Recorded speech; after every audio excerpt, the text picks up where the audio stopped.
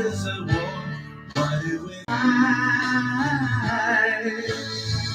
There's one sea, one sky, one earth. So you and I gotta learn to live together. When one hurts, when one needs, we all gotta learn to live together. Peace, make peace, make peace, peace. Alright, isn't it time to stop dying?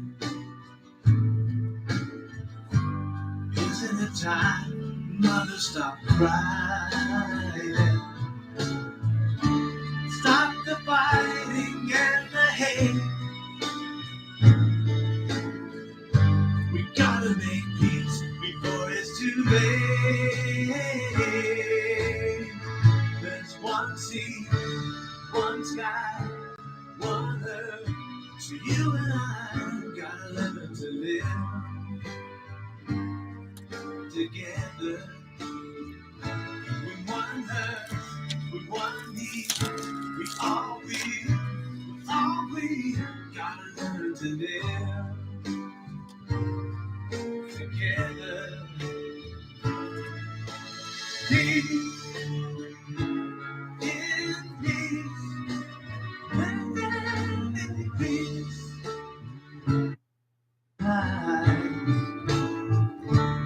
Round the world we're all alike. So why is the war? Why do we fight?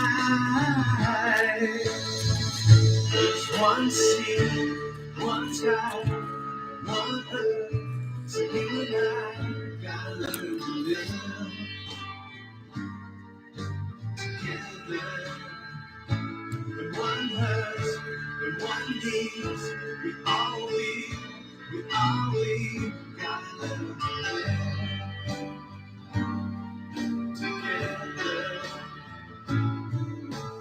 Peace, make peace, make peace, peace. Alright, isn't it time, brother, stop dying? Isn't it time, mother, stop crying? Stop the fighting and the hate. We gotta make peace before it's too late. There's one sea, one sky, one earth. So you and I gotta learn to live together. When one hurts, when one needs, we all gotta learn to live together. Peace, in peace, peace. Alright, peace, peace, together. Peace.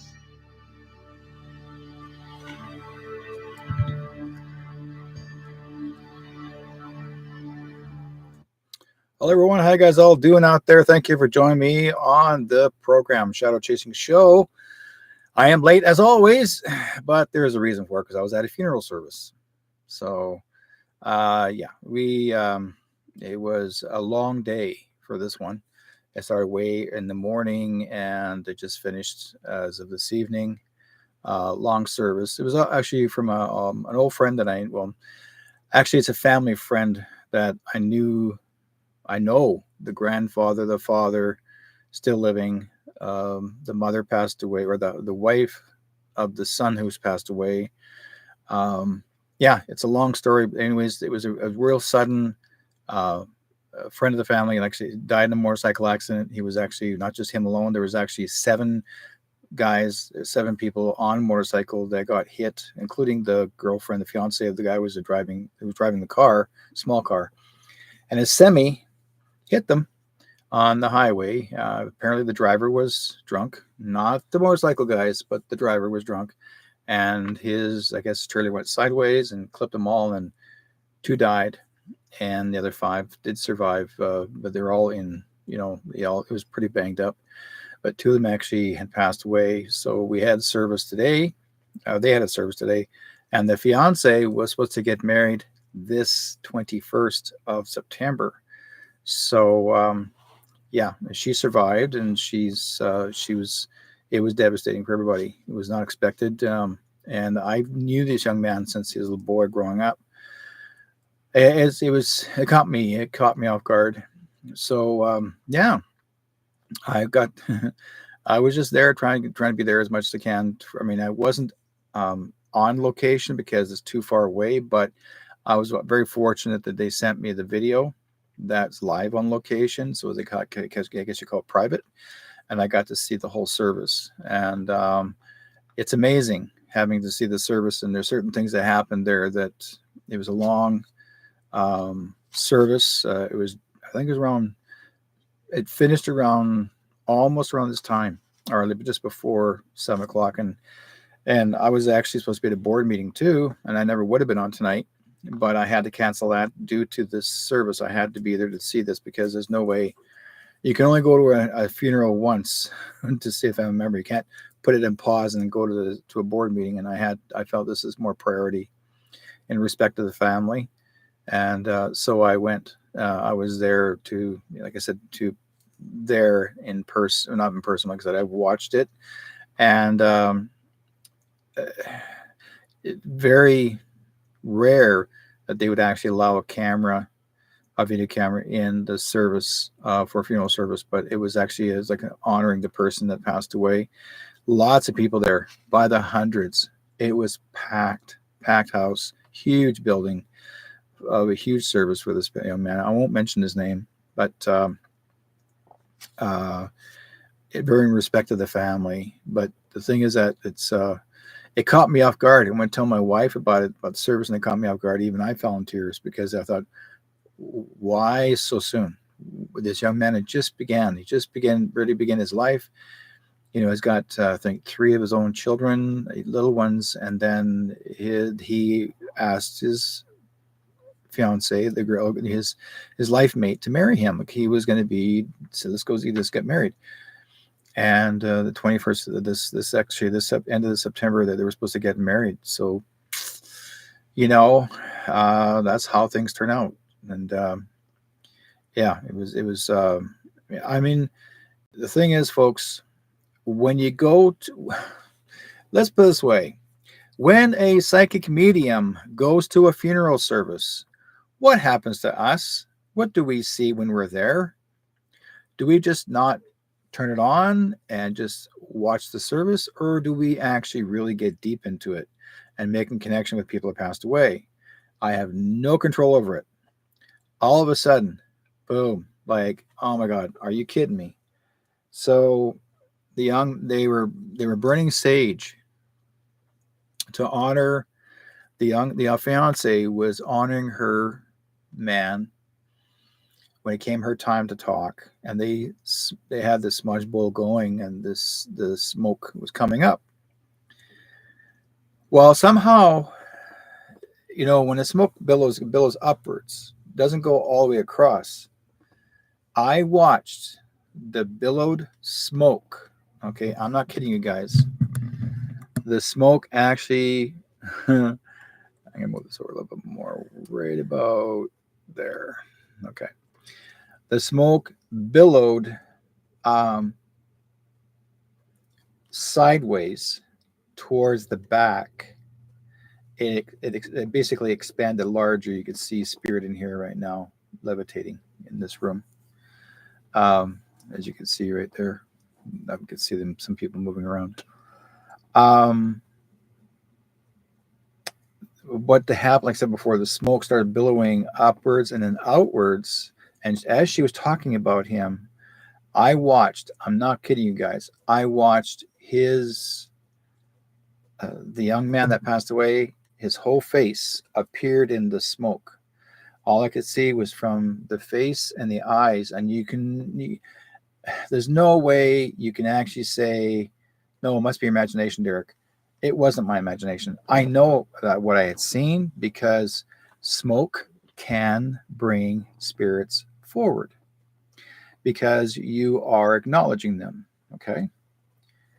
And boy, you guys are so, you see it right there. You're so intently wanting to, or are you, spider? Maybe the spider's coming down. Maybe it's a spider. Ah, spiders like to be in this room too. Right there. Can you see it? Where am I going? This way. Spider. I'm pointing towards him and he goes, no, you can't touch me. No. It is you. I can see it. There you are right there. Pointing. You're a spider. Anyways, he's making his appearance. That's a cool thing to do. Cool thing to see a spider in the room. So anyways, where was I going with this? So when he made his appearance and you can see his eyes, large eyes, nose, mouth, like this, like huge, and like it fit the whole, almost half the room. Like and as she was talking about him, and I saw the smoke when his spirit, and she's mentioning him, how much she loved him and cared for him, and he appeared in the smoke. And I thought, this is cool. So I thought, well, how can I record this? Like, there's no way can I record this? And I thought, maybe I'm hoping that they record it, that it can be shared for the public to see. But again, I found out later I cannot copy it because it's private. So I had to go back myself personally and look for that time where the young lady mentioned her man's name, how much she loved him, cared for him, and what their plans were, mentioning the story about how they how they met each other and how they got together, and how he asked her, to ask her to marry him. When she said those words, that's where the smoke and his appearance showed in the smoke. I paused it. I found the number. Hopefully, so I made a copy of it. I'm hoping to even go further with it and do a close up after to see. Like I said before, this is not something that anybody can make up, and so it's called capnomancy. Okay, capnomancy. Capnomancy. Capnomancy. What it means: the appearance of a person or thing to appear in smoke. It's called smoke readings. And why I'm bringing up this subject, because it's very important that we need to know. And capnomancy is also used to see movement and even a person's face in fire, smoke, fog, anything that relates to the elements. Okay, even water. And I wanted to share that with you guys because a lot of people may not realize that you're not sitting in just your imagination. This is for real. This is what a lot of times I'm sure many of you out there will look into the smoke and you say, or to a fire, you're sitting there in a campfire somewhere out camping and you're going like, I just saw a face in there. And some people actually see photographs of some houses that are burning down. And one person said, they took a photograph of the fire of this one particular house, and one fellow commented, he says, look at that part of that fire. It looks like the devil's there. Like he's laughing and smiling and laughing because he saw the house burn down, like you're watching a house burn down. And then sometimes you'll see fire moving. It looks like people dancing, little pieces of fire, people dancing as part of the flame. Or you would see a variety of fog that would make a movement, and you swore that someone's appearance showed in the fog. You see that shadow in the fog. That's still called capnomancy, because the appearance of movement in these elements, Water, same thing. You can actually get a reflection of something, and you swore maybe like you can look in the water and there's you. There's something else there, looking back at you, going like, "Wait a minute!" Just then they just finish seeing someone's face, then all of a sudden disappears. Again, same thing. You're getting the connection from the spirit world. Water is a conduit. Okay, it is a conduit. So anytime you're thinking of them, they're trying to show themselves and they're trying to make an appearance to you, whichever way you want to do it. That's why some people may call it divination, not devil nation, as or divination is divination. Divination's also making contact with spirits or people through the water, or using a pendulum. Okay, not the one that cuts heads off, by the way. That's where the first name came about, where the pendulum says, "Oh, pendulum swings, cut the head off." you know, no, this is where the true pendulum is. Okay, so your pendulum is what this is. And as you notice, I'm not even trying to move it. This is what I've been using for many, many years, for to help find missing people, doing cases, having to contact with spirit.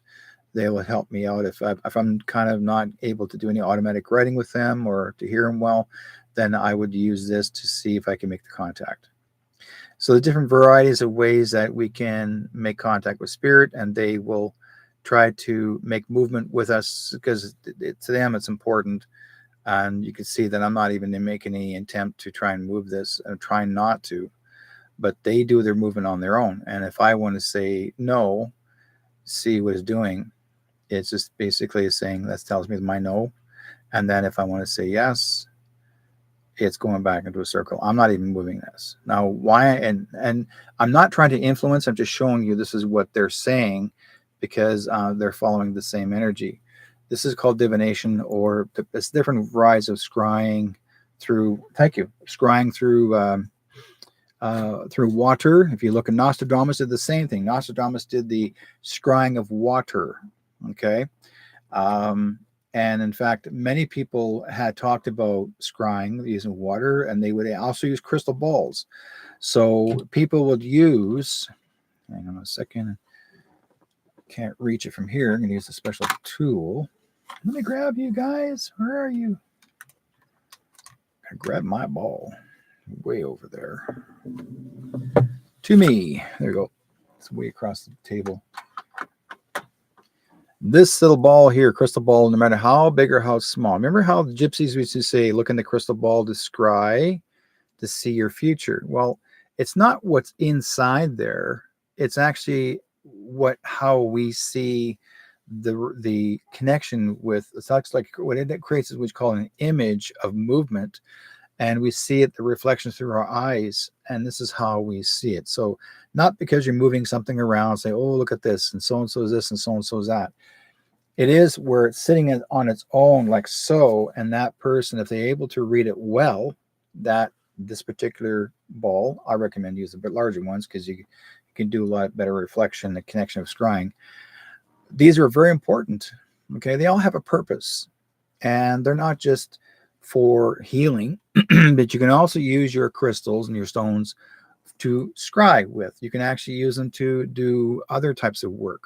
They help find different varieties of, let's see. Would you like to reconnect soon? Desmond or Banger? I don't know who that is. So, anyways, I want to bring this up. Okay. Now, if that is someone who I think it is or not is, oh, I see what they're doing. So I think someone's trying to, let's take care of this person. Okay. I don't think that's who I think it is. So if there is, I'll just reconnect them after. There are people in there that are going to try. Anytime I do a psychic show, or anyone else try to do a psychic show, they try to come in the room and they want to say, "Oh, we're here to give you readings too. Come, follow me. I'll give you a reading." And they'll say, "I'm better than that person that's doing a program." It makes no difference. It's who you're connected to, how your energy is connected to them. If you feel that you are drawn to go to that person, anytime I do any kind of shows related to psychic mediumship or healing, people like them, all of a sudden they see this and they want to jump in and say, "Oh, I can read you. Come and follow me, and I'll give you this reading. It's going to cost you X amount of dollars." Then they'll say, "Oh, you have a curse in the family," and next thing you know, you're paying $5,000. That's not what I do, but this is what they try to do. So I don't let them get involved in my room. The second thing, you know. So, and especially when they're mentioning my full name, so you can tell that they're not who they are, right?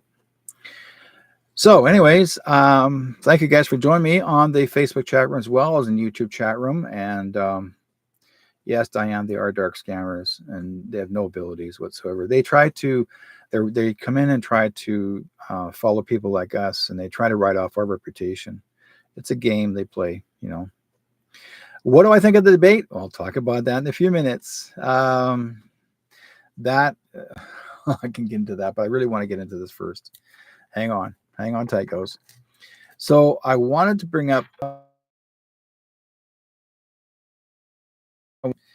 because I find it's very important because there has been a lot of people who have been using, like for example, we've had so many forest fires, all over the world. Now, why are we having forest fires across the world?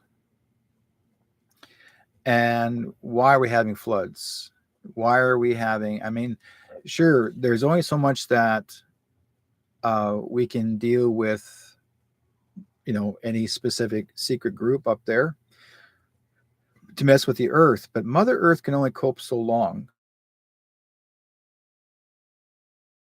And what they like to do is making sure that we don't mess it up.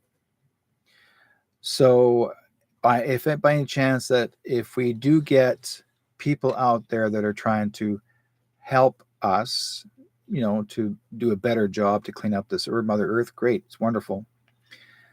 But if they start to play with certain things that I don't agree with, and they try to do harm, that's something that takes people like you and I to say, be outspoken and don't let them get away with it. Be outspoken and share it. Be outspoken, because they are the ones that try to do harm to this planet. And they want you to believe, here's what people keeps talking about: carbon footprint. Okay.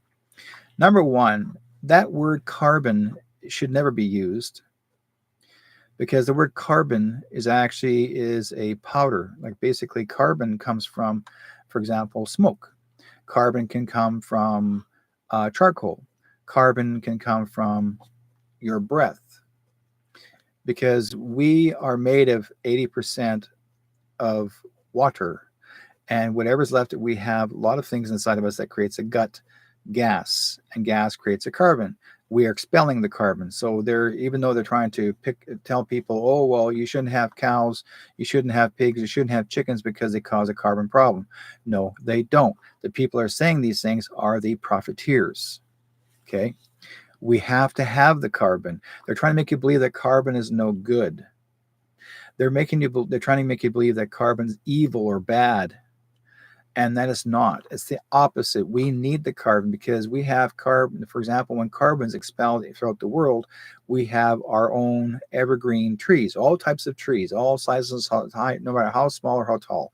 Those trees help to clean up the carbon. And they are there specific because they need it themselves. That's how, if we don't have our trees, we've got nothing. We don't have our bees, we have nothing. That means we will starve to death. We will never survive. We don't have our flowers, we won't survive. And that, again, you have to have your bees, you have to have your flowers, you have to have your pollen, you have to have, all this we have to keep, because this is what keeps us alive. Why are governments from other parts of the world trying to force to destruct people's beehives? Oh, well, we found out there's some sort of a V in their hives. There is no V in their hives. If there was a V in their hive, they'd all be dead. You see, they're making up stories and they want you to believe all this, and then they'll threaten you. Goes, well, if you don't do as you tell them, you're going to go to jail. If you don't do as you tell them, you're going to go to jail. You're going to go to jail. Really? Are you guys afraid of that word JAIL? You hear it so much on TV. You know what? I'll tell you one thing. I'm going to tell you guys this.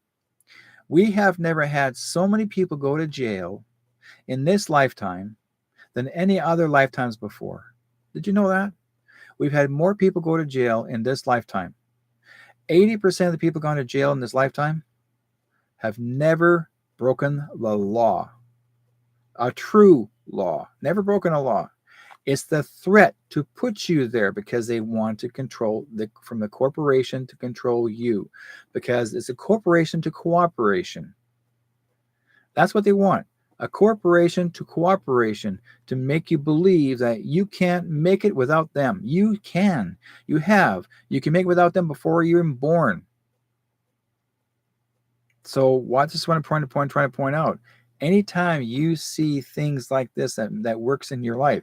So anytime you guys ever go to a campground, you ever go traveling, if you want to go camping, hug your trees once in a while,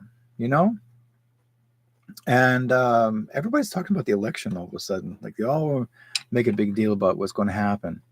I can tell you more about it. I'll tell you about it later. Just hang on, guys. Just hang on tight on this. Everybody's actually curious what my thoughts are. Wait, it gets better. There are many people out there that are trying to, they worry too much about our commander in chief. They worry too much about what's going to happen next. We are doing fine. And even in the States, you're going to do fine. That's just a show. Okay? It's a show. So I want to bring up this for a reason, the smoke readings. And I want to make sure you guys know this. It's important.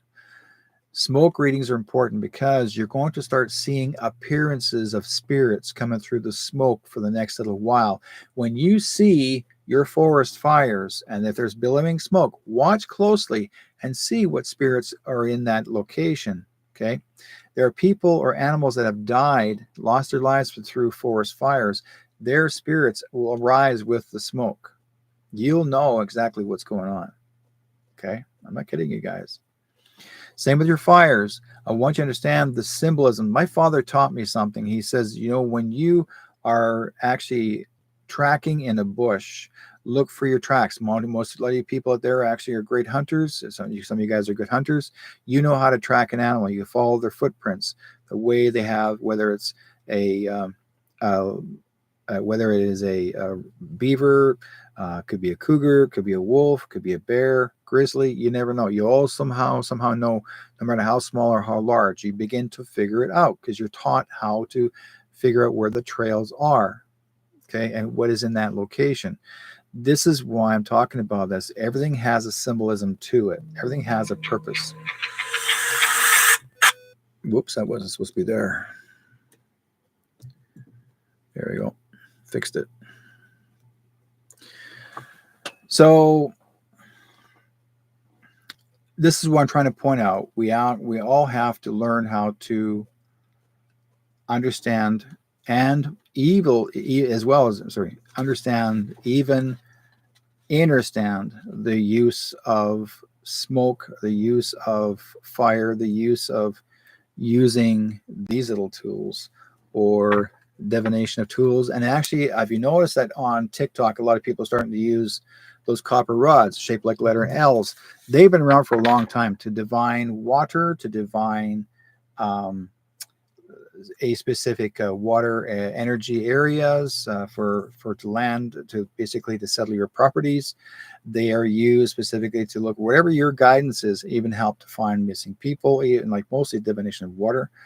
And also people will use a wooden yoke shaped like a Y, and they'd hold this way, and then where that yoke would come down, and if it drops down, it shows you how many feet, how far much water is needed underground. So I'm trying to point this out to you guys. It's important to see and understand this. It's going to be important for you to learn this and know this now, because there's going to be a day that it's going to help you a whole lot. Okay. So, hey, Ben, how's it going? So, having to start to use crystals, it's always good to have them with you.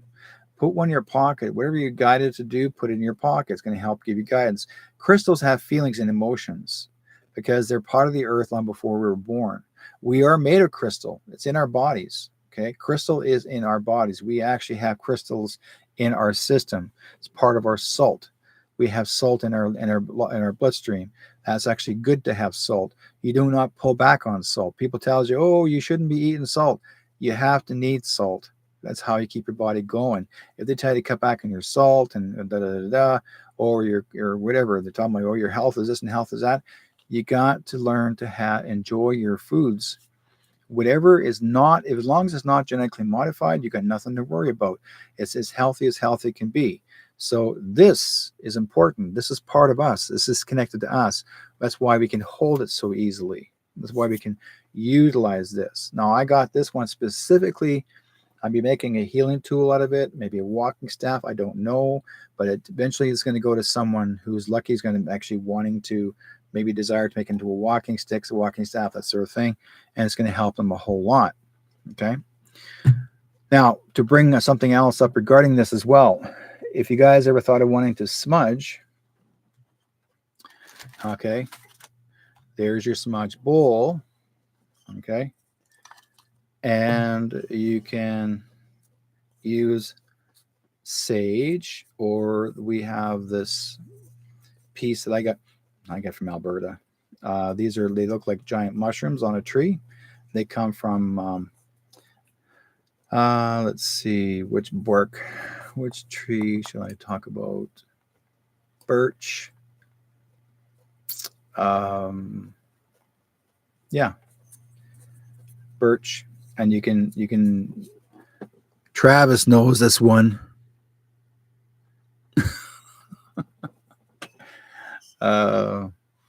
Black diamond willow. Yeah, and you'll know. So I would use black diamond willow to make this on top of that. It's really good to have. They also make chaga from other birch trees, and they're larger, and it looks like a red in color. And that's your chaga. That is really good for the system inside. So when you burn your sage, if you've never done it before, folks, you don't have to burn a whole lot. I'm just going to show you something quickly here. But when you burn your sage, this is basically, yeah, you call it warrior fungus. But this is a simple sage, and I'll just use my lighter, for example. You need to create a smoke. Now, that smoke itself is going to billow around you, and you smudging yourself. You're clearing all the negative energies, anything that's residual. Can also help you clear your mind, your thoughts, and all things you don't want to harm yourself or others. And this is what this is for. Okay, but smudging has been around all over the world. It's not just one particular people. It's been shared amongst all parts of the world. When I was in, friends of mine who actually lives in Ireland, they do smudging ceremonies for generations. And I said, well, where did you get this idea that you guys can smudge? Well, they've been using it. That smudging has been used in their churches. So they would take that big, huge brass ball and they would swing it. And you know why they swung that brass ball in the churches? Because people years ago did not use deodorant. So they put other flowers and scents of flowers inside while they're smudging along that whole ceiling, and it wafted down to the people. So get rid of a whole room full of people that like, ooh. That's what it was for mainly. But it got to the point they realized after, you know what, this is very calming. I'm not angry when I come into church. Oh, I'm not angry when I come into this building. Oh, why? Because of what they put inside. Every country has sage. Every country has some sort of an element of healing. Yeah, there's Travis's a 2,000-year-old temple in Ireland. So everyone has been using different varieties of elements of medicines that they use. And I don't want YouTube to strike this, by the way. They're going to say, if you use the word medicine or say the word medicine, oh, you can't say that. Screw you, YouTube.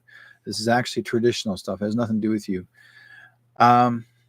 So basically, I like to share this with everybody. So it's not just indigenous; it is for everyone internationally. That's why people make different kinds of. Um, they'll make cone smudge pieces, like they'll shape like little cones. They'll make incense sticks. But again, depends on what you're using and what you're going to be using it for.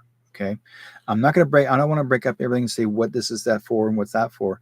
Everything has a purpose, that whatever we're guided to get, whatever we're decided to needing ourselves. If you're guided to get sweetgrass, or you're guided to get a sage, not a cooking sage. Okay. Now there is another sage that certain women can only pick a certain type of sage. I can't remember what it's called. A certain type of sage that only women can use, because a certain sage, if a man tried to use that certain type of sage, gives them migraines. But yet for a woman, it's okay. So depends on every person, every tradition. Okay. So again, smoke has been used in different elements of life. We have actually smoked our meat. We smoke our clothing. We smoked our hides to bring that, so you don't have the smell of blood. Sometimes they cleanse after you do, say, brain tanning of a hide to soften it up really good. Then they'll smoke it, and they'll use either hemlock or other types of bark to make a nice scent, and it actually makes the hide even softer, more tender, and then you can make all kinds of things with it, whether moccasins, vests, you name it, and it's been around for generations. So smoke is a helper. It's not always a hinder. Some people believe that smoke is no good for you. No, it's not that bad. Also, yeah, Diane says that the bad things don't like sweet smells. Really, church, home buildings, and offices, community centers, and yeah, they don't.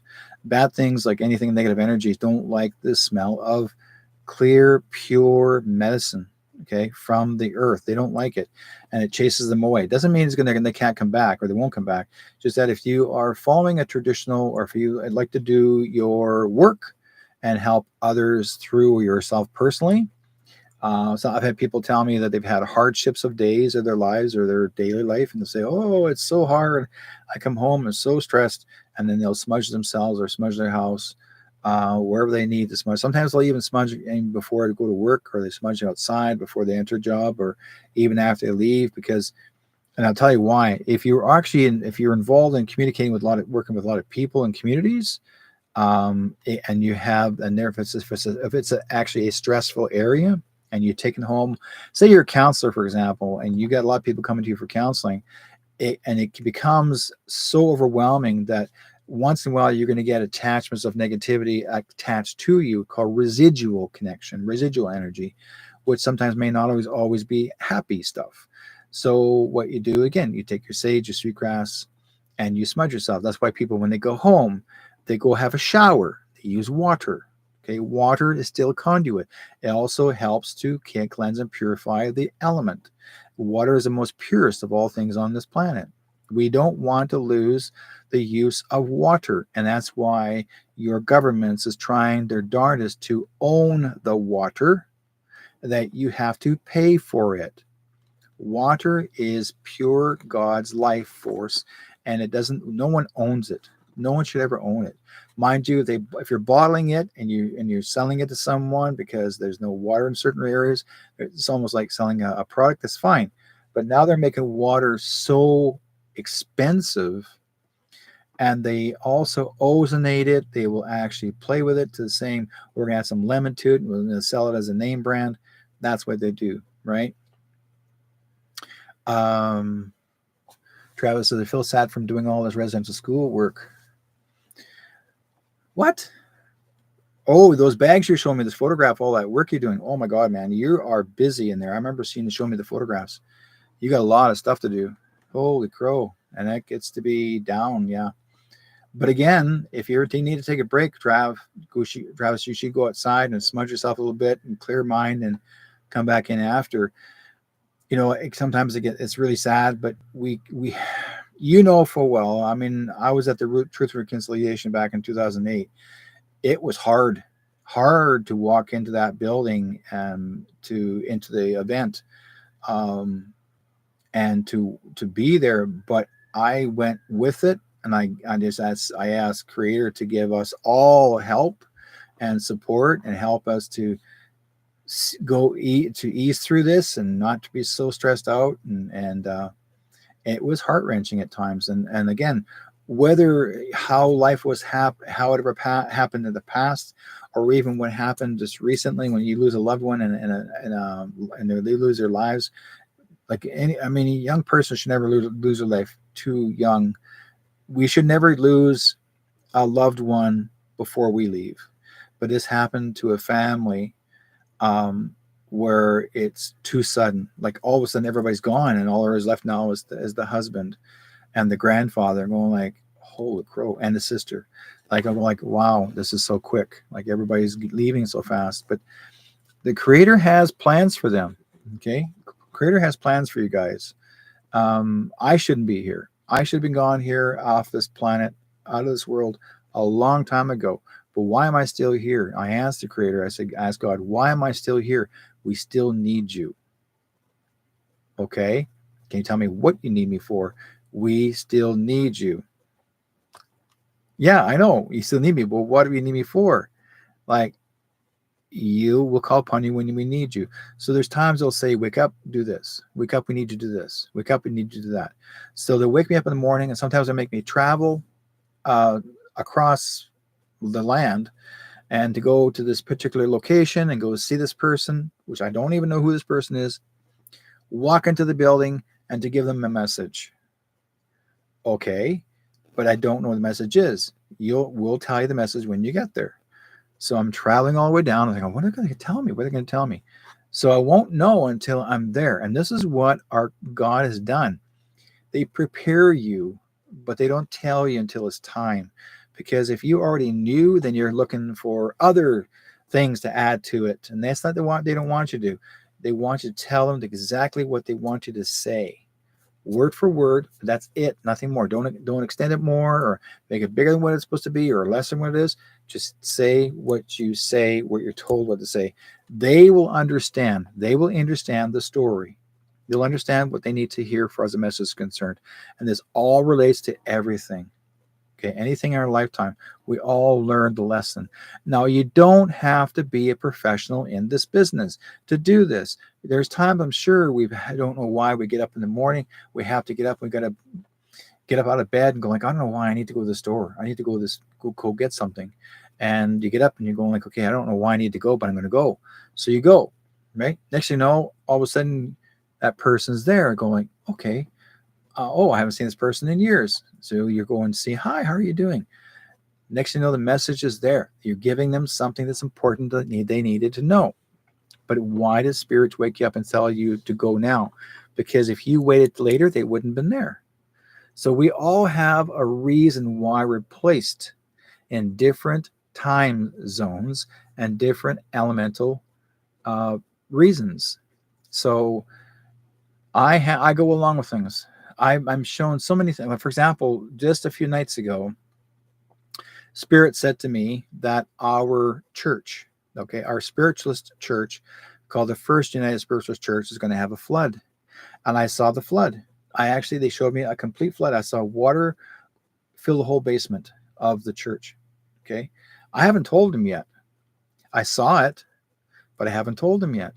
Now, why haven't I told him yet? I don't know why. Just I saw it.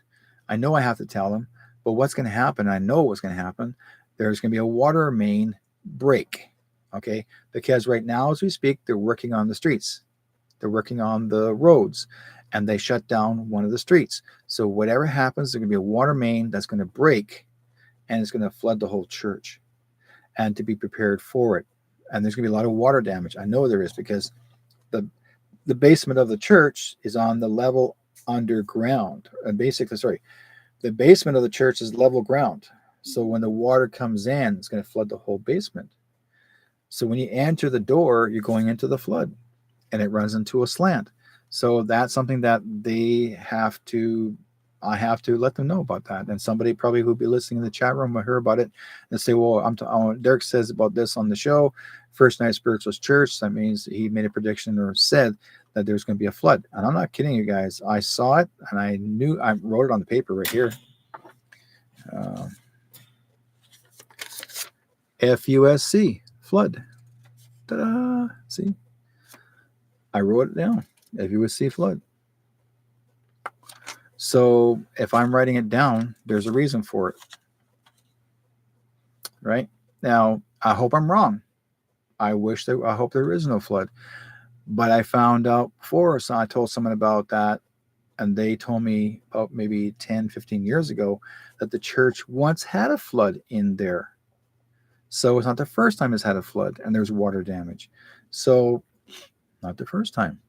But again, why would they show me water above the church, like above the level of the church? Like it was actually in the driveway. The water was like 12 inches higher than the driveway. Now, we've seen lots of videos of other locations across this land, across whether in the United States and Canada, or parts of Canada, as well as mostly across the world. And other parts of the world, these actually had major floods. So why can't I know for a while it may affect us too. We're going to have probably our time, and there'll be a flood for a reason. But again, there's a reason for it. Now, maybe there is actually something under that church called a DUMBS, that probably needs to be flooded. Okay, we don't know that. But again, why would it have happened? Why would Spirit show me this? Makes sense, right? So these things do happen. Now, like I said before at the beginning of the program, I want to talk about Capnomancy, and also there's another version of Capnomancy, which is you could take a candle, burning candle, and the flame from the candle, which burns a bit of a char. You take a card, okay, and I say a cardboard card, and you just put it just above. Say this is the candle right here, and it's burning a flame. You just hold it just enough where the black char, and you just go back and forth just a little bit, like so. Then you pull back, but first of all, you want to channel the idea of who you want to make contact with. Okay, well, I want to make contact with so and so who's actually passed away. Can they show themselves on this cardboard, or to show me what they need to know? So when you burn that candle and you show it, or you actually finish not burning it, but just look like char, you look at the shape of it, you're going to find out there's faces in there, or a face in there, or maybe something in there that's important that you need to know that's important. Okay. And I've been doing Capnomancy many years ago. Capnomancy has been used a lot in Manitoba, in some areas, some regions of Eastern Canada. I was doing courses and classes of teaching people how to do it. I did it once before about 10 years ago.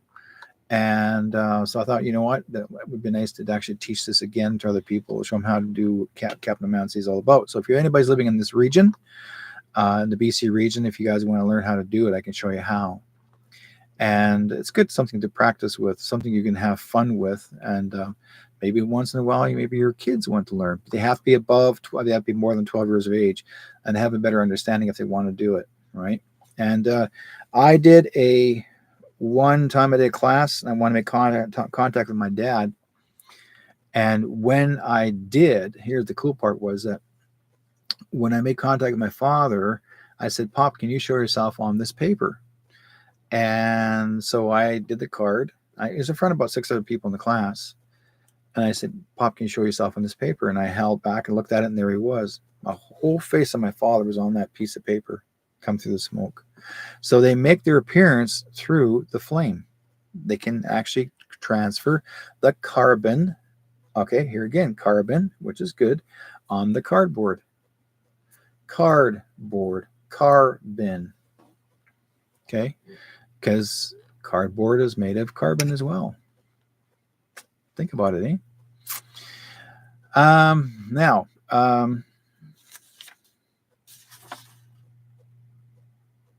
oh, okay, here's one here too. Churches. People go to church services, people go to funeral services. I mentioned this earlier this evening, where I saw the young man who's passed away. I saw his eyes appear, his eyes and his part of his face about this much, appear in the smoke. Okay, from the background, it was a huge, large piece of smudging smoke, and he made his appearance of his face, looking at them while they're doing the ceremony. and the young lady's talking about her fiance that passed away. And when I saw that, I went, "Oh man, I got to get this. I got to record this somehow." I couldn't record it, but I did try to photograph it. I'm very fortunate and trying to see if I can still try and see if I can do a better job photographing and get that face to show up through the smoke. If it does, fantastic. Then I'll share it with the family and then say, "Hey, you know what? He was there," which is a good thing, not a bad thing. So again, like before, in churches, for example, when you go to a church service or even a service in a funeral service, and people may not realize, but you will also see some sort of a smoke that may billow through the ceiling of the church coming down, or billow from the back to the front where the coffin, the person's passed away, and that angel or someone who may appear there next to the coffin, and or even appear above, levitating above while they're honoring someone, talk about someone, and all of a sudden that billow of smoke, it looks like shaped like an angel. There's different kinds of videos I've seen, any ones that I've actually witnessed myself personally in the services of a funeral service, and I've seen people like that. Well, they took shape in the church. Again, if anyone's using any type of smoke or even looks like smoke, and it's not even you may not be burning it, but it looks like smoke behind you, and or the shape of it or human form, that spirit trying to make themselves manifest into the church, showing that they're around to let you know they're there. Okay. And because people may not realize it's always been going on for generations, that they've always tried so hard to help you, and they love for you to help them or for them to help you. So try not to forget, folks. If you ever need your angels to help you, ask them. Don't expect them. Ask them to help you. And no matter how hardship you're dealing with, or even good things, if you need some help, say, I'm doing a wonderful thing I want to put together here, guys. Can you be there for me? And name their names. Learn about your angels. Do some research. And no, folks, not every angel is evil. Okay, some people have come up. Some people wrote to me and they'll say, "Well, those angels are evil. They're all real, or aliens are evil." Well, if they're evil, you wouldn't be here right now. And why are people still? I mean, I've seen angels help me. I've had 9 foot tall angel help me, help remove a ghost in someone's house in Vancouver. And this angel stood 9.5 feet tall, come billow through the ceiling, and then took the ghost away. I mean, I can really get into detail. I think I shared that story with you guys last week. But I've seen many different varieties of angels appear to help people out, and I was there. They actually helped me quite a few times. So there was a young girl. There was a young girl who was I can't remember what location she was in. Either Vancouver, was it Vancouver, Calgary? It was Calgary, and she's walking down the street. And this is late at night, guys, and she's walking across the street, and there is two girls from a distance in their car watching this girl cross the street. And apparently, there's like 3 or 4 boys that were just nothing but like bad boys, and I guess they were going to try and do something to the girl, like having to whatever. They don't know her, I guess. I'm not sure, but they're going to try to do something. And I guess what happened was this young girl, as she's about to cross the street, suddenly the boys are about to walk towards her, and all 4 of them suddenly stop. Boom, like this, like, whoa. And as she's walking by, they're looking up this way. Okay. The guys were looking up, not at her, they're looking up like this. As she's walking by, they saw the 2 angels. Now, the 2 girls in the car said to the young girl, they caught up with the young girl and told her, "You're so lucky to have those bodyguards there that protected you. Those 4 boys had bad intentions to hurt you." She says, "What bodyguards?" She said, "Didn't you see them? They were 8, 9 feet tall. They actually walked on both sides of you. And that's why these boys went like this, looking, because they saw them. And they were scared. They didn't bother coming near that girl." So these things can happen. They are there for a reason, to protect us. Right? So, Okay, what else we're talking about there? Candles. Oh yeah, by the way, candles are very important. White candles are important, folks. If you actually want to see, if you want to make contact with spirit or family members or your angels, light a candle for them to thank them for being part of your life and even honor them, even loved ones. People light a candle to honor a loved one that's passed away. You will notice that the candle itself will actually, the flame itself, if you want to you want to really know that you want to find out how you're able to make contact with them, is the candle will begin to thin itself out and the flame will grow longer. I've had a candle one time that I was actually did a psychic party many years ago, that the candle actually was burning long, but half the wax on the one side of the candle melted so quickly that the wick rolled itself down, still burning, but it rolled itself down. Now, why? Because the energy of the room, and there was angels in this house or in this room, so strong that it just used up all the energy in the candle and burnt it right out. Right, but the wax on one side burned itself, just melted so quickly, done. Like the other side was solid, hard. One other side was like melted, gone. So it's amazing how things happen. You may not realize it. Candles are important. So if you guys do have white candles, don't use red, blue, black, or green. That's other belief systems. Stick to white candles.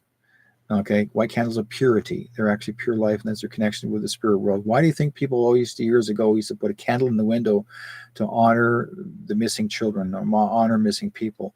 That's what the candle was for, or honoring a loved one. Burning a candle in the window, candle in the wind. Okay, same thing. So I recommend, doesn't hurt to light a candle for someone once in a while. And if someone says, well, or if you have an animal in the house, make sure your candles are safely somewhere your cats don't, or animals doesn't come very near the candle. You just can make sure you do it safely. I mean, you got to think about this. For hundreds of years, people burned candles in their houses. I mean, I'm not talking about burn. There's lots of candles, and they had candle chandeliers full of wax everywhere. Okay, that's all they actually survived on, was candles for the longest time. And then they turn into the oil, which basically there was oil globes, and there's like a candle wick, and they burnt whale oil to make their, or other types of oils to burn to make a candle type thing. So they used everything, right? You just have to be safe, learn how to do it correctly, and not worry about it. But candles are very important. No, candles we're not going to wear. The ones that you no, those dollar ones don't work. They're not candles. They're just light bulbs. No. Someone says, oh, well, how about this plastic ones with a plastic light? No, they're not. That doesn't work. No, you're not burning candles for them that way. Well, it's safe. No, it's not. That's just the intention. You think you're burning a candle for them. You're not. That's just a light bulb. Well, here we'll have a big light. People turn on big lights. It's like a candle. You'll figure something out. Okay. No,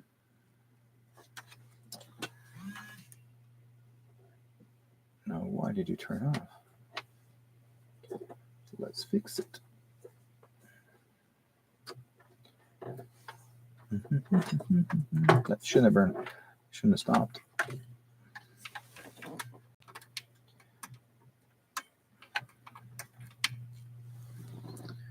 Charge it. Those are the full charge. I got my pad right here. This is when it tells me how I'm doing so far in the Facebook page. But it was at 64. It should have stayed on, unless it wants to do a refresh. See, it went to 0. What shouldn't have done that? So must be using lots of energy in here. What happens? Some of your tablets, the spirits will use up the energy in tablets so fast, and you don't just like a battery. Okay, there's a battery in there. Whenever you're doing paranormal investigating, folks, and especially your flashlights, if you're ever doing any kind of paranormal investigating, make sure probably this is the reason why it turned itself off, was to give me tell the next story. Anytime you're doing any paranormal investigating or in any room, make sure you have extra batteries with you, because I've done paranormal investigations in buildings where the batteries are dead less than 5 minutes. I'm not kidding you. And they're not bad batteries. They're really good, well quality made, well made batteries. But what happens is that the people in the spirit world have a tendency of draining the batteries because they're depending on the usage of the battery that keeps them active.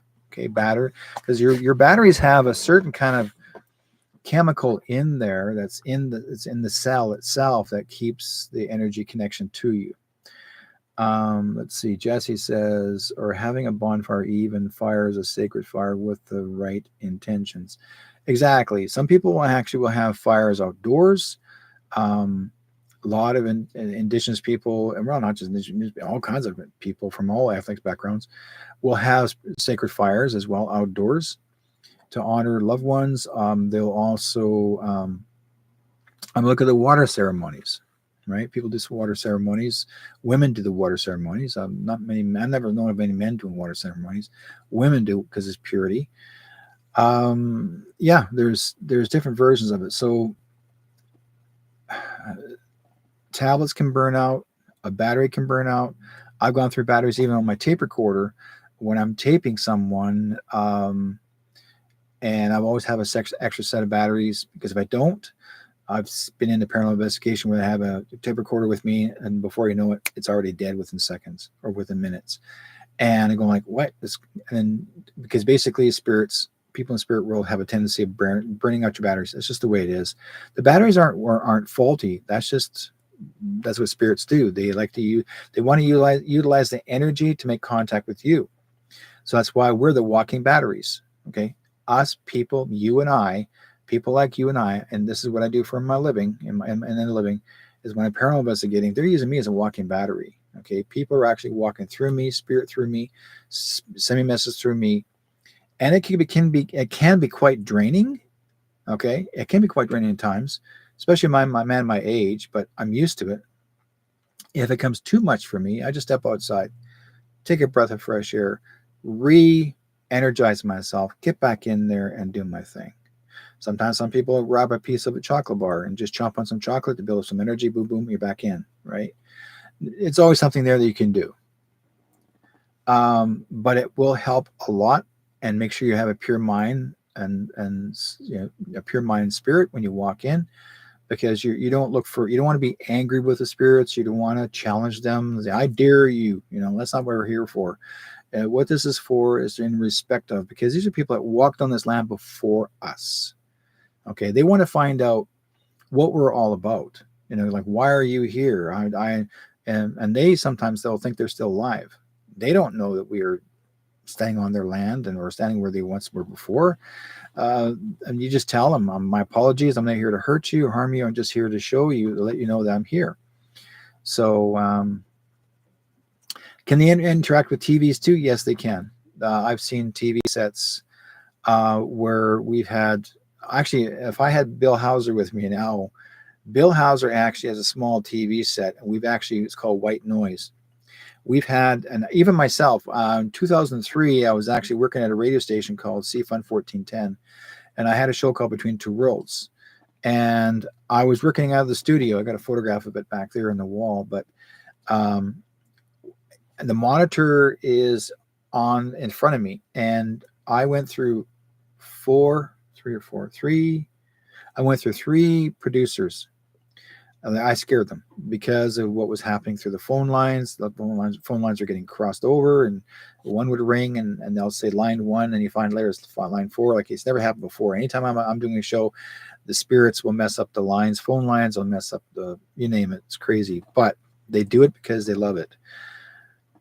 I had a lady calling in. I'll never forget that day. A lady phoning in from Ontario, wanting to get a reading, and I said to her, "Your mother has passed away here, and she wants to make contact with you. Her name is, I think her name is Grace, I believe."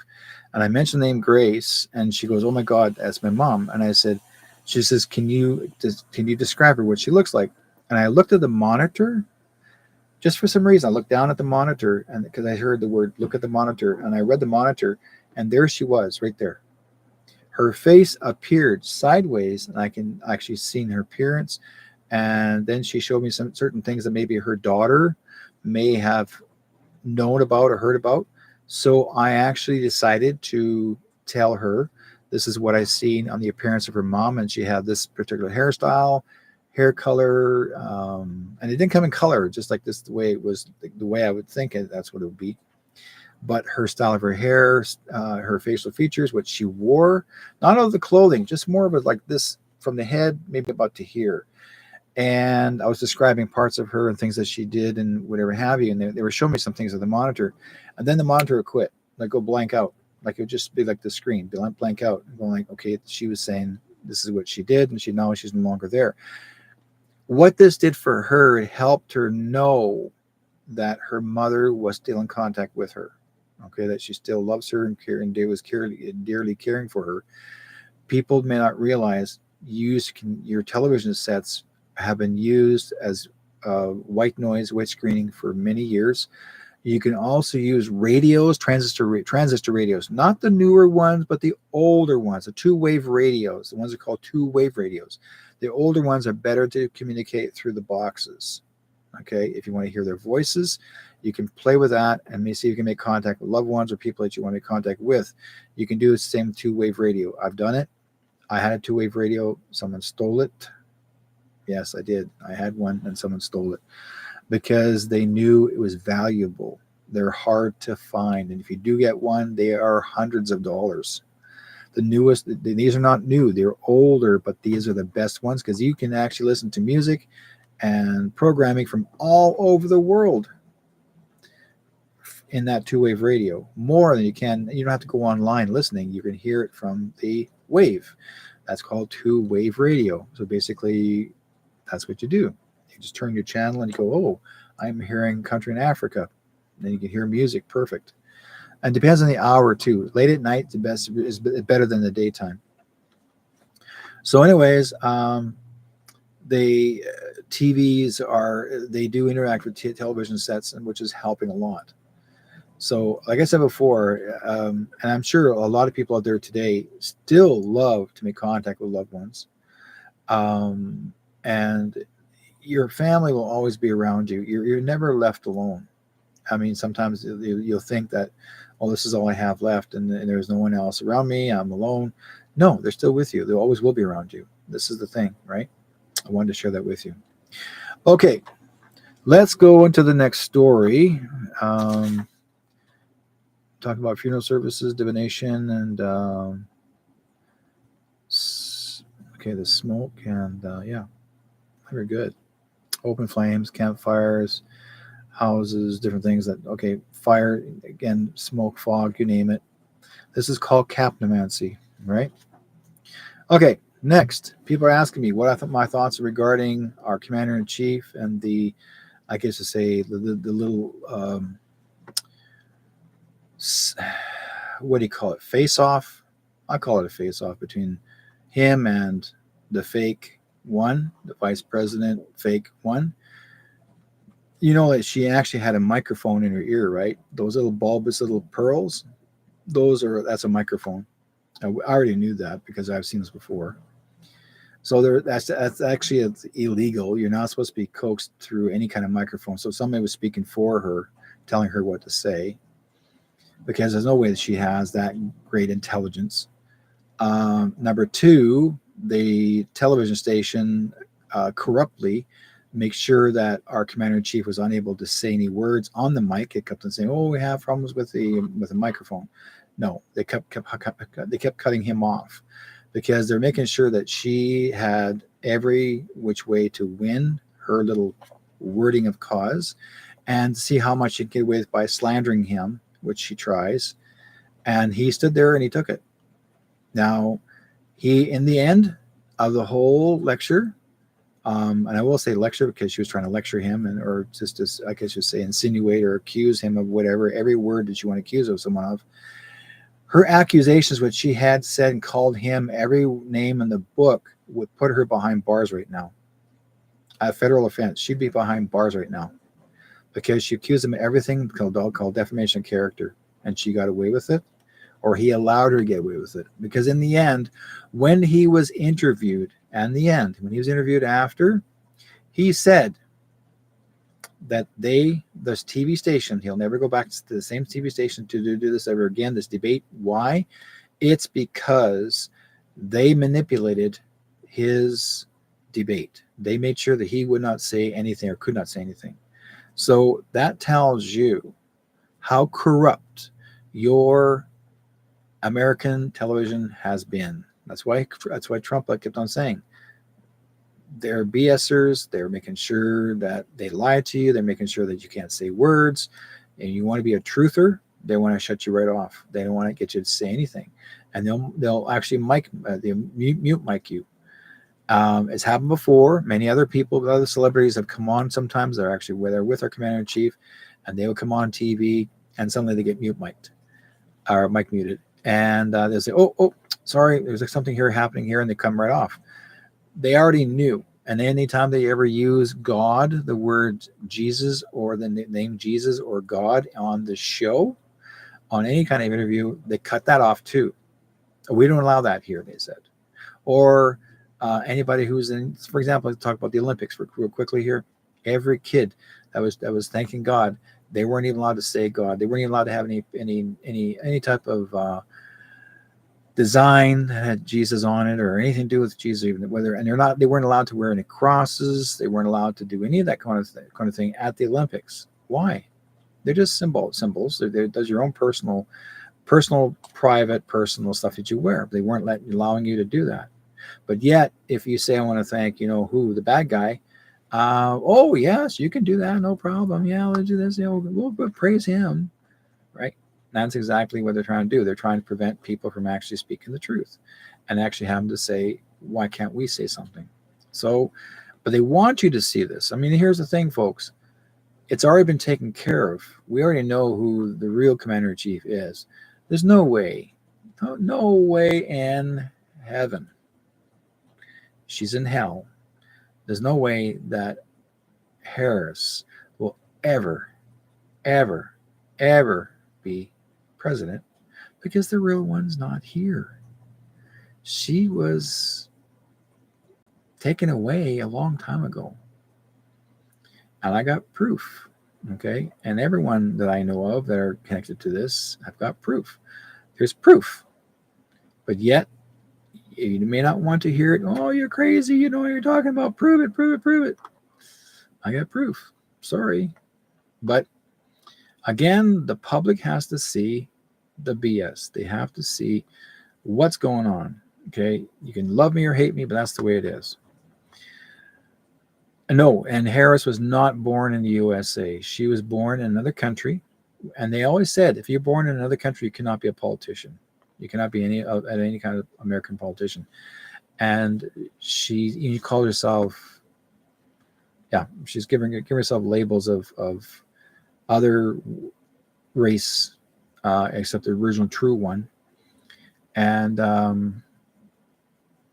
and you're going to find out, folks. You're going to see the truth. Also, there's one of my friends who actually did some close-up, close-up AI work on her. And they said that when she was at the debate, she said there's hundreds of people behind her and there's whatever, and her face was supposed to look really, really good. She did a close-up on the AI, and that's above her eyebrows was adjusted. She had 6 fingers, an extra finger over here. They did that. There was what else she had in there? She had a mustache, and then that was covered up. They covered that part up, and then there was other things. But she again, those big bulbous pearl earrings, and they're hooked up with a microphone in the ear. She's not deaf. And that was placed there for a reason. Those are used for cell phones. Women that dress up wear makeup now. You want to dress up instead of wearing have those ear mics in your ear to look like an ear mic. Well, now they decorate them up to make them look like there's part of the jewelry. So you can still wear the thing in your ear and talk to some people, and while you have that jewelry on. And that's exactly what Harris wore, was jewelry, or jewelry with a microphone, and it is illegal. It is illegal. You're not supposed to be verbally assisted in any debate by anyone. It is illegal. So and she got the help. And we, in fact, somebody right now is working on listening to. They have this little machine that you can listen to, the speaker, and you can actually pick up the sound waves even closer. And if there is anything coming from her mic or from her ear, and if they unknowingly they will prove that. Once they show that to the public, you're going to find out that she is not who she is. She is not who she is. Okay. So, Derek, to let you know, I listened to you back then, 1410. You did.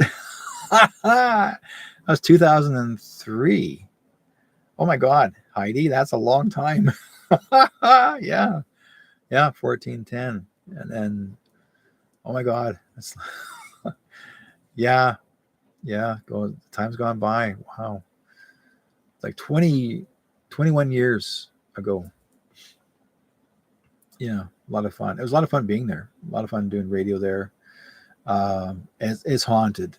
I mean, there's a ghost in that place late at night. They did take it down. They tore it down. Uh, this past year, they tore down 1410, and they put another building into it.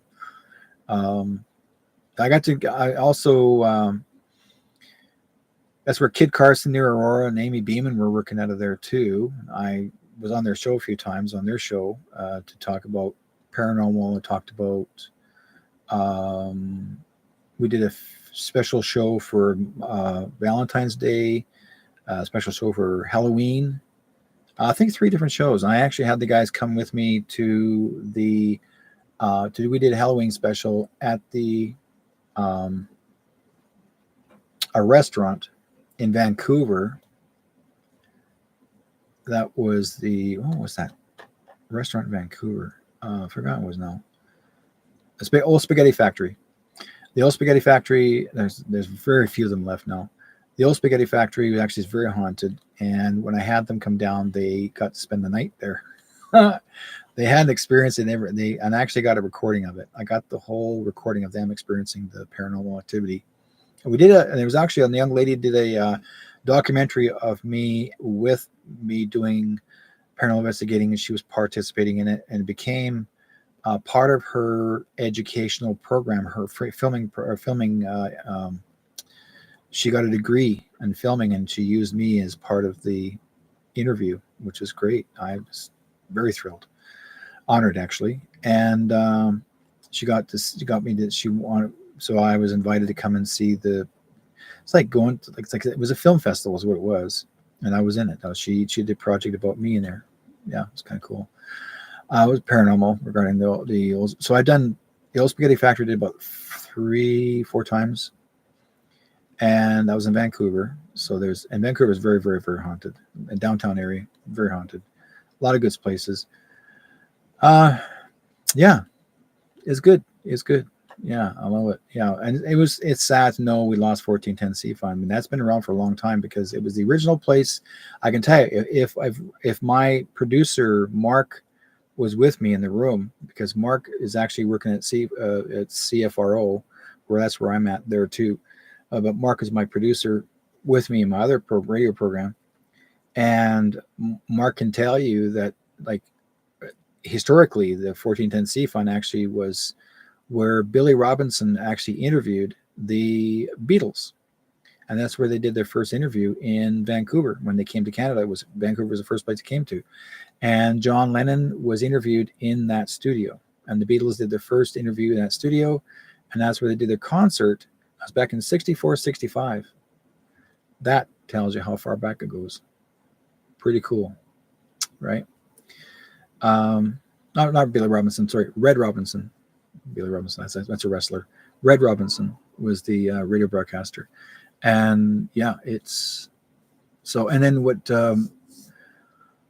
Mark does every year, he does a dedication to the Beatles. He does a reenactment of he'll do a show dedicated to the Beatles coming to Vancouver, and he does live on location, and he'll play it through the whole show. He's got a 3-hour program, no 2.5 hour program. So he'll play the whole thing through a dedication once a year. He does a dedication of the Beatles and Red Robinson. Yeah, yeah. I think he's still with us. I think Red retired a couple of years ago, but I think he's still with us. Yeah, he's up there. I think he's up there in years. I think he's in either in his 80s or 90s now, one of the two. Yeah. So one of the nicest guys ever to meet, get to know. He's a super nice fellow. Abs- Red Robinson is one of the most entertaining fellows you get to know. He's funny, nice fellow, yeah, really cool, good guy. Yeah. Okay. Angel said, agreed. Yeah, she says that Harris is two faced. Well, she does have two faces. Did you know that, right? She has two faces.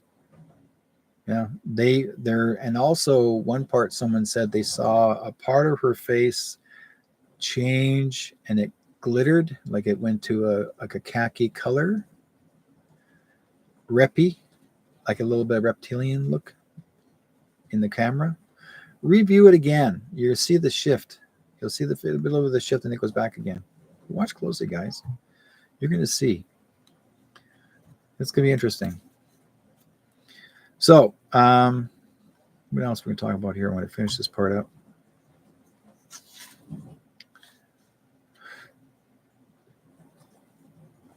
Predictions, premonitions. We're in the month of September now, and that is, we're in the 12. Just yesterday, I mean, as of my time, this is the 12th of September, but yesterday was the celebratory day of September the 11th. Um, my condolences to all the people that lost their lives that are related to that and the memorial of it. I was part of it at the time. I I remember watching it on TV, and there are some people denying the fact that nobody ever died in there. They're still debating, thinking that nobody actually died in that building. That was just a story. And now they're starting to say that nobody was there, that nobody perished. They're just making you think that. No, don't start me, right? So I disagree, because why would I feel the feelings of all these people dying in that building? Like, I felt 3,000 gone, and there was people that said they watched a man jump out of the building to his death. Like, they saw a man jump out of the building, flying out of the building to his death. And you tell me that's fake? I don't think so. So um, there is so much more new information coming out, because I mean, I can tell you another part that you didn't see. Someone sent, the very same day that they had 9/11, someone sent me the video. They sent me an email. And the crazy part of it is, it was emailed to me, and when I went to look at it again, it was removed. Somebody took it out of my email. They hacked it and got it out. But anyways, I was shown the video of the White House being hit by the third plane, and the whole front end of the White House was destroyed. They went right through it, almost right through it, destroyed it. And then, and the grounds are torn, and and apparently there was supposed to be, the president was supposed to be in there, and that sort of thing. But yet, when I saw that and I went back to get that, to save the program, I couldn't find it. It was gone. Like, it was gone. Somebody hacked it in there and got it. Like, I could not find it. Now, today, people are coming up and saying, I found this old file of this so-called, supposed to be a plane there, supposed to have crashed there. It was laying on the grounds of the White House grounds, and it's supposed to have hit the building. But yet, when I saw the photograph, there was no plane, but the White House grounds looks like it actually got hit by a plane, but there's nothing there. Blank. The plane was removed immediately off the grounds. This is all, again, folks, it's been set up to the point of making you believe. Now, I understand CGI. Yes, such CGI, we already know that it blew up from the inside out. We already knew that. I knew that, because I already know that they use black strapping wrap around the bottoms of um, the pillars that holds up the building, the high rise. And the man who actually was the person that built this building said there's nothing is going to be able to knock this thing down, because he made sure of it. And now new news came out saying that somebody said that a DEW hit building 7 and hit the original building, the number one building that it got hit. A DEW hit it to finish it off and turn it to powder. Now, I just heard about this just recently, about the last few days or so. So I didn't pay attention to about the DAW because nobody thought about it then. So yeah, so it's again, they wanted that building down because they wanted to put in a brand new building, and that building they were putting up was specifically to be a you know what, okay, a DEMON high rise. That's why they called demolition, demolition. Okay, so they wanted to own it, and they want to take that and they made a specific type of design to honor the dark side. Okay, that's what they did. I'm not going to go any more detail, but I'm just telling you about that. Diane says my friend was there and has a severe PTSD, and he felt a thump from below on the staircase. You see, they're trying to tell people in all these chat rooms and Telegram that it never happened, that nobody died in there, that no one ever suffered. Horse pucky. Okay, guys. How me as a medium, if I'm feeling something that's going to be devastating, if I saw a building being hit, and someone told me there's nobody inside and the building got hit, I wouldn't be bothered.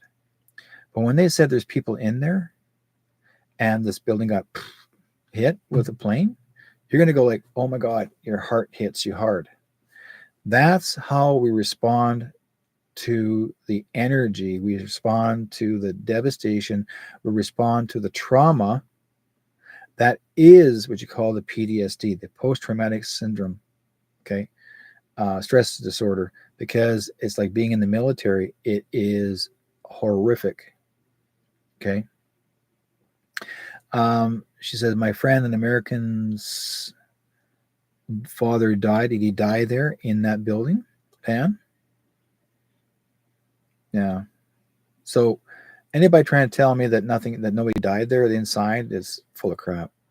Okay, I don't care. You guys are anybody trying to start this new idea? I don't believe you. They say, "Oh, nobody died inside; it was empty." Really? They're trying to soften the blow, and you think you're going to you're trying to make it where, oh, all these other presidents are innocent. They're the ones that didn't. JFK Jr. No, JFK. The George Bush Jr. He's innocent. He shouldn't have gotten prosecuted. They went after him because he wasn't the cause. He was. Both him and his daddy were part of it. They started it all. Why do you think they kept talking about the New World Order? I have a friend on the East Coast who had loved ones there. They knew the people who died from there. Yes. And I'll tell you this too. I did mention this before, and I'll mention it again one more time. There was a fellow that came to see me from the States, but I didn't even know he was from the States, by the way.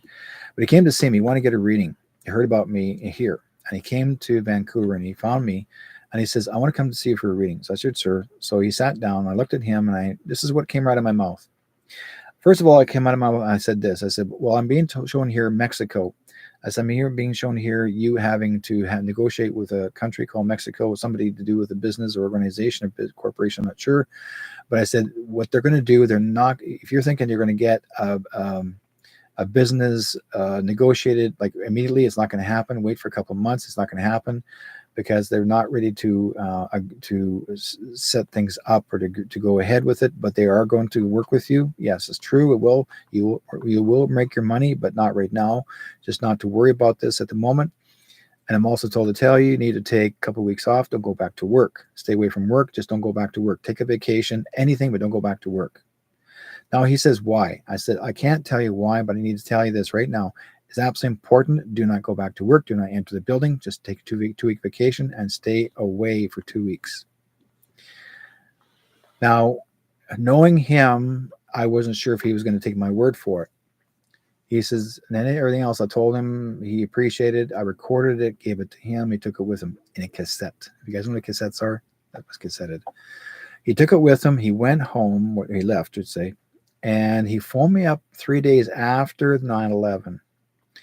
He said to me on the phone, he said, Derek, you freaked me out. And I said, why? He said, absolutely freaked me out. He said, you know what happened at the 9/11, the Twin Towers? I said, yeah. He said, they blew up. I said, yes. He says, I worked there. I worked for the New York Stock Exchange. You saved my life. I said, I didn't save your life. God did. And he said, thank God. Like he was shaking. When I saw him in person, he was shaking. He never even realized that, again, you know, there are people that did get protected and were prevented. It wasn't their time. They were getting the message. Don't go. There actually were people that actually said they felt sick. They didn't feel like they need to go to work. They want to stay home that day, and they didn't die there. Um, there are people that actually had nightmares or possibly anything could have happened to them, and they said, "No, I'm not going to go to work that day. Take the day off." A lot of people actually took the day off that day. Okay, but again, I'm telling people this. This is all to do with letting people know if that's a perfect word, divine intervention. If you're not supposed to go, you weren't supposed to go. If you listen to God's voice to tell you don't do it, I'm telling you, don't do it. Okay. If God says go ahead, do it, you're doing fine. Because they don't want you to perish. You're never meant to perish into anything. God says, okay, well, you go ahead, go kill yourself, go ahead. They don't tell you that, never will. You have to make your own decision what you do in life. You have to make a decision what you're going to do, where you're going to walk, where you take your step. Like I remember many years ago, I wanted to get back on a motorcycle, and my mom was a biker many years ago before I was born, and I had an Indian, a small Indian, but I wanted to get a bigger one, and I wanted to ride an Indian. I wanted to get myself a new motorcycle. And when I had the money, I wanted to get a new one. And a friend of mine came to my house, another medium, and I never told him anything. He sat down with me and said, Derek, I need to tell you this right now. Do not ever, ever, ever buy a motorcycle. Do not ever ride it. He says, because you won't reach 43. Now, why?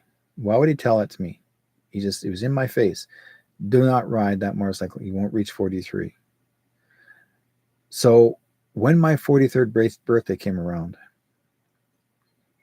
and it really bothered me because I was debating about not taking his word for it and getting one. Well, what happened was apparently the motorcycle I was interested in buying, the person who bought it, I didn't get it because I was going to think about buying it. I turned the guy down, said, no, okay, go ahead, let somebody else buy it. The other guy bought it, and I found out later that the brakes broke or whatever. The brakes weren't working, and he crashed and perished on the highway. Holy crap. I am telling you the words holy crap because my life was saved, but his didn't. Like, it's almost like saying divine intervention. I wasn't supposed to ride that motorcycle. That one. And yet I'll dream about them. I'll dream about riding a motorcycle all the time. All the time. But for some reason, I wasn't supposed to ride that one. Makes more sense. Because you have to be precise which one, not just the one. Like I'm talking about can't ride any motorcycle or just one. That particular, because I found out later it was that particular one. So Heidi says, I met you back in the early 2000s when Daniel was in Vancouver doing a lecture. Oh my God, yeah, that's right. Daniel, I was actually Daniel's bodyguard. They wanted me to work for Danny, and like I was there. Dave Surster was the guy running the whole show, and he called me up and said, Derek, I need your help. Would you be interested in coming in to be a bodyguard for me? I need a bodyguard. And I said, oh, really? You know, he was going to bring in.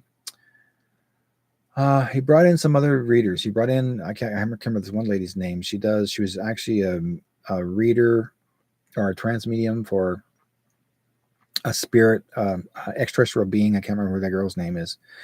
Then he brought in also James von Prague. That was another month after. And he brought in Danny and Brinkley. And after that, and he wanted me to, so I was actually a bodyguard twice. I was bodyguard for Danny and Brinkley, and I was also bodyguard for James von Prague. I said to Dave, I said, well, why don't you get me to come on stage and do some readings for you guys on stage? I'll be your opening show, and you can get to make him look good after, right? And the first thing he said to me was, well, did you write a book? I said, yeah.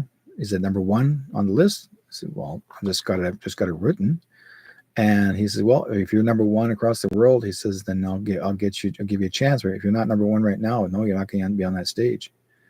It's like he wasn't going to give me a chance. And because I found out later, because he's American,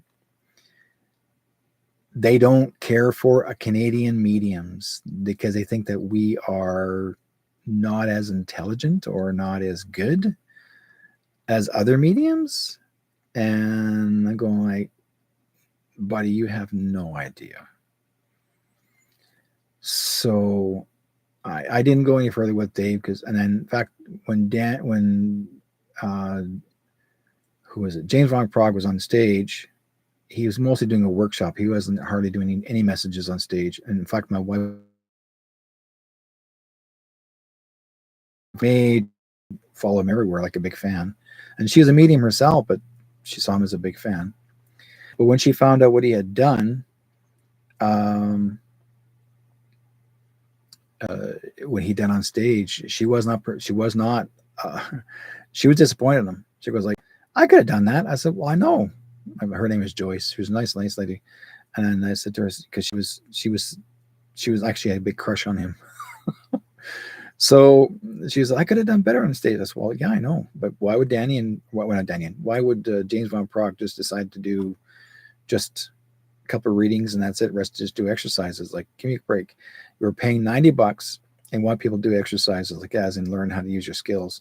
I'm not there to learn how to use my skills. I'm there. I already knew how to use my skills, but he made people believe this is part how you learn, become in the field.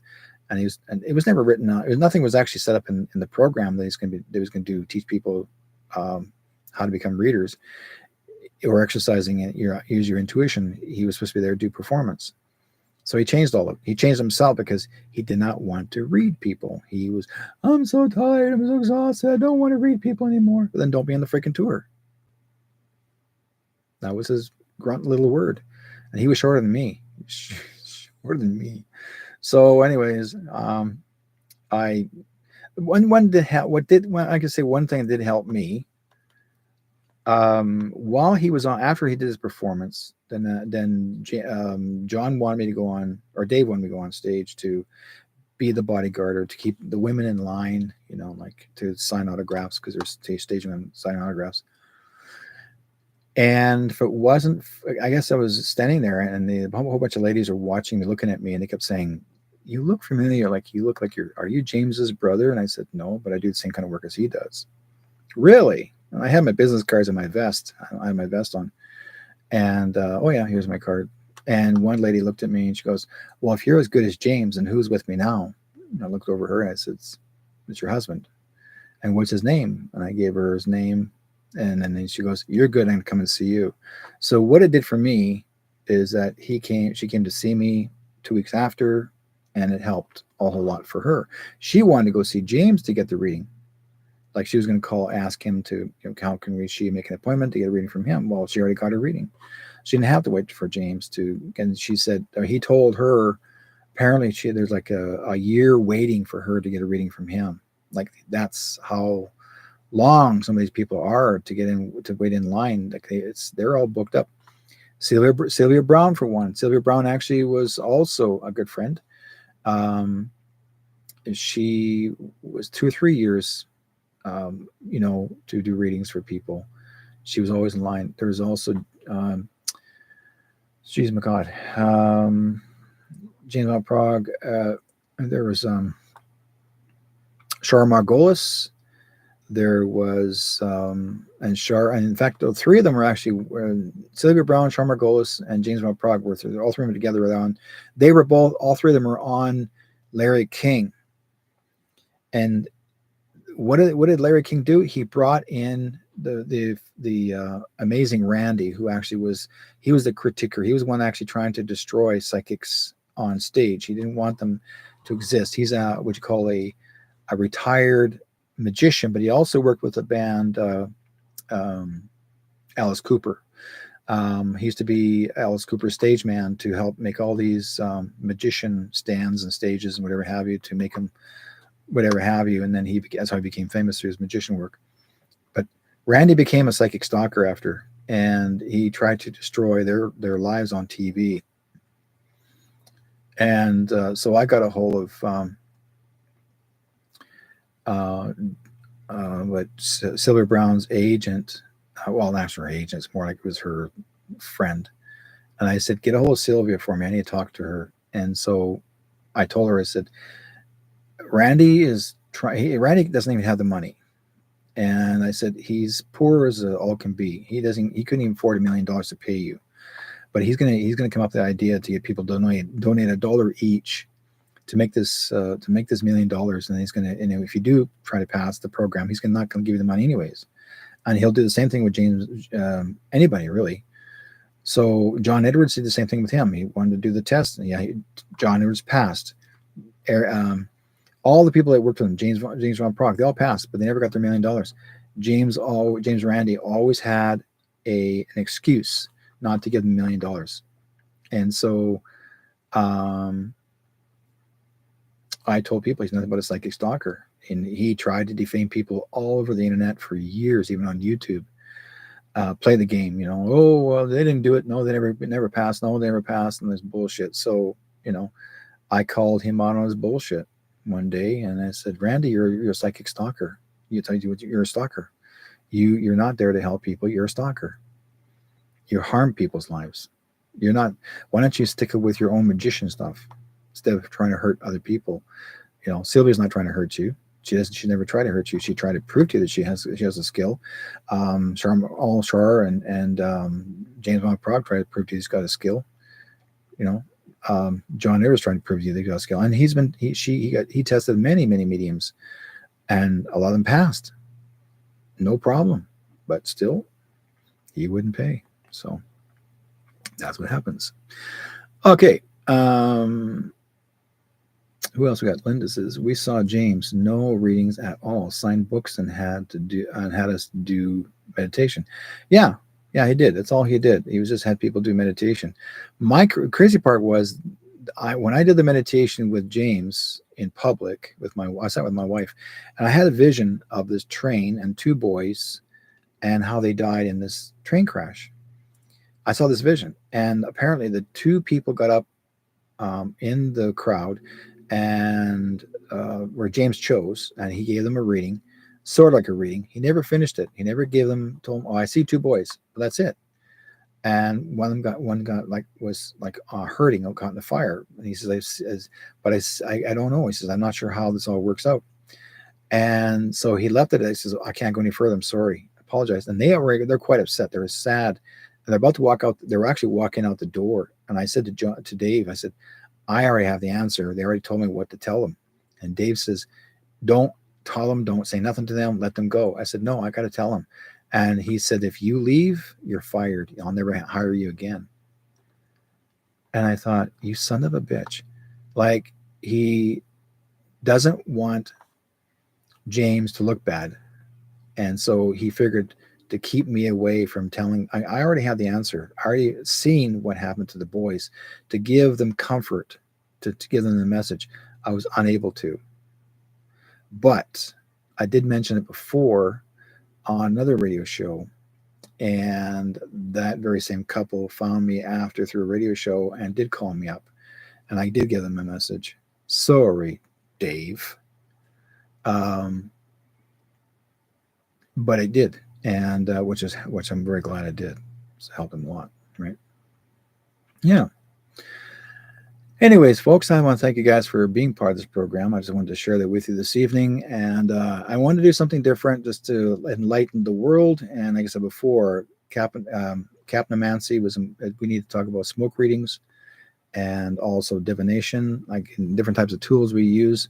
I use all kinds of tools. I don't use tarot cards. I actually have decks of my own, but I don't use them anymore because I don't have to, because I've been a medium for many years. Spirit told me not to use them anymore, so I just put them aside.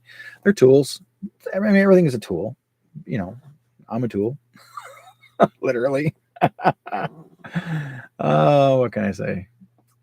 Okay, guys, I really appreciate you guys being part of the program, and I thank you guys for being part of this. If you want to find me, what I do, where I am, I actually do have my. Don't forget, I have my Telegram page, um, and see, like my balls. I'm on Telegram. If you don't have Telegram, download it. Get the app. It's worth your while. You get more free speech to say things you want to say. You get to meet all kinds of like-minded people. Look for me there. Guarantee you're going to find a lot of stuff. I'm on my page is called True North Strong and Free. I do have Rumble. You can find me in there, and I have all my recorded programs, the archives in there. Look it up, see the things that I do. It's a lot of fun to do. It's not all psychic stuff, okay? It's a lot of stuff that I've been sharing regarding truthers, that sort of thing. Anyways, guys, be good to each other, be good, and may God be with you. Love you all, and see you guys next week. Take care.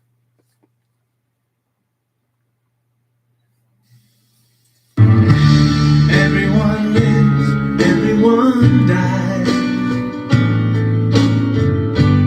Everyone loves, everyone cries. Round the world we're all alike. So why is the war? Why do we fight? There's one sea, one tide, one earth. So you and I gotta learn to live together. When one hurts, when one needs, we always gotta learn to live together. Peace, make peace, make peace, peace. Alright, isn't it time for the stop time? Isn't it time another stop right?